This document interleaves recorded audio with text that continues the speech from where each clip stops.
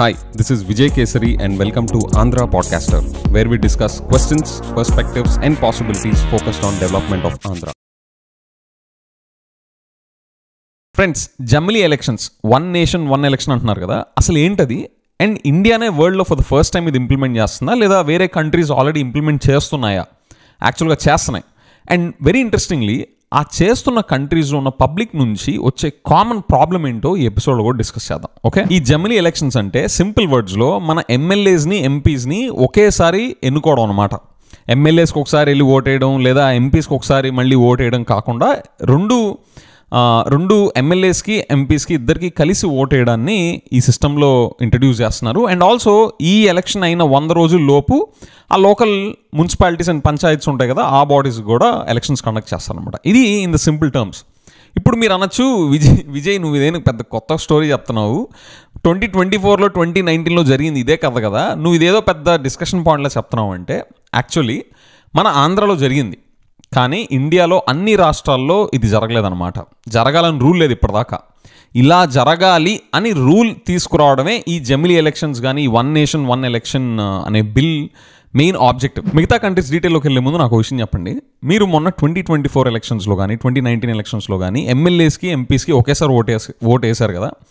మీరు ఎవరికి ఓటేశారో చెప్పొద్దు, కానీ ఓటు వేసేటప్పుడు మీరు స్టేట్ లెవెల్ ఇష్యూస్ని సీరియస్గా దృష్టిలోకి తీసుకొని వేశారా, లేదా సెంట్రల్ లెవెల్లో జరిగే ఇష్యూస్ని సీరియస్గా తీసుకొని ఓటేశారా, లేదా 50% సెంట్రల్ ఇష్యూస్ని 50% స్టేట్ లెవెల్ ఇష్యూస్ని కన్సిడరేషన్లో తీసుకొని ఓటేశారా, లేకపోతే ఇదంతా కాదు వేరే లెక్కలు చూసుకొని మీరు ఓటేశారా? అది కామెంట్స్లో మెన్షన్ చేయండి. Okay, now let's get into this. మిగతా కంట్రీస్ ఏమన్నా ఇది ఆల్రెడీ ఇంప్లిమెంట్ చేస్తున్నాయంటే, yes, Sweden every 4 years conduct చేస్తుంది, Belgium every 5 years, South Africa every 5 years, Indonesia, Japan. Okay, ఈ లిస్ట్లో ఆల్రెడీ ఉన్నాయి. సో మీరు చూస్తే it's a mix of developed countries as well as developing countries. So this not something new that we are doing for the first time. ఇప్పుడు అసలు విషయానికి వద్దాం.